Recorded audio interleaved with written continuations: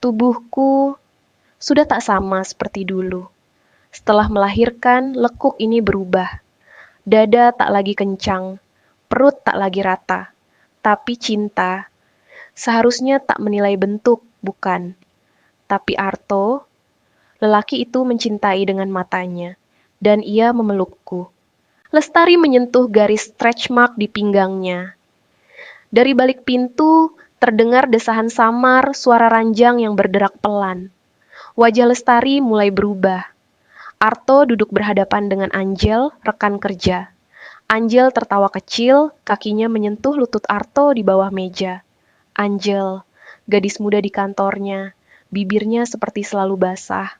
Suaranya pelan tapi mengundang. Aku pernah lihat video mereka. Ia menyebut nama suamiku sambil menggigit bibir. Tangannya merayap pelan ke leher Arto, lalu turun, pelan, dan berhenti tepat di tempat aku pernah merasa diistimewakan. Tapi Angel memberinya rasa baru. Katanya, yang muda lebih menggigit, lebih liar, dan yang liar sulit dilupakan. Mila, tetangga janda, sedang menguleni adonan sambil bicara pada Arto yang berdiri terlalu dekat di belakangnya.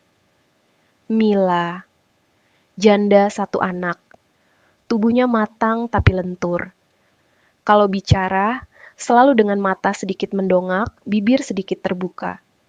Ia tahu kapan harus menyentuh lengan suamiku, kapan harus menyelipkan tawa genit, dan Arto, seperti anak sekolah yang belajar rasa-rasa pertama kali, mereka pernah melakukannya di meja makan kita.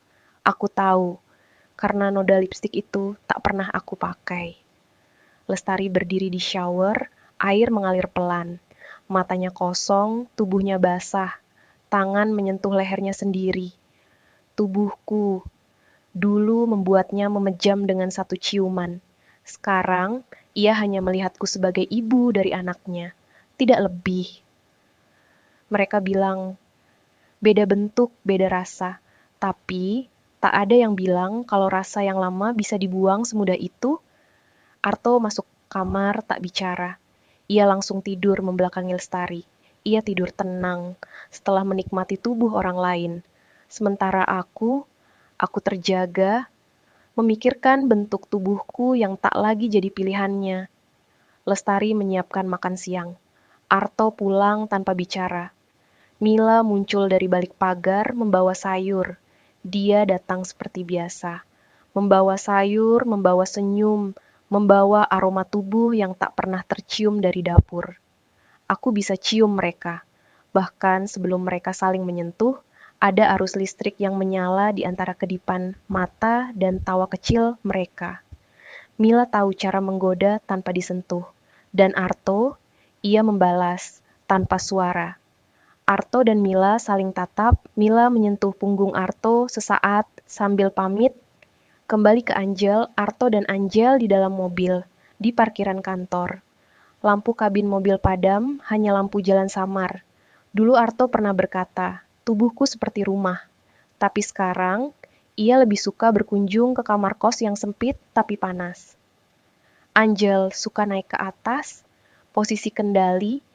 Ia tahu bagaimana mengatur nafas Arto, tahu bagaimana membuat desahannya keluar perlahan lalu pecah seperti ledakan yang tertahan. Kadang aku berpikir apa yang dia lakukan yang tak bisa kulakukan. Atau memang rasanya sudah berubah. Lestari duduk di meja kecil, menulis di kertas sobekan. Aku menulis bukan untuk didengar, tapi untuk mengingat bahwa aku pernah dicintai.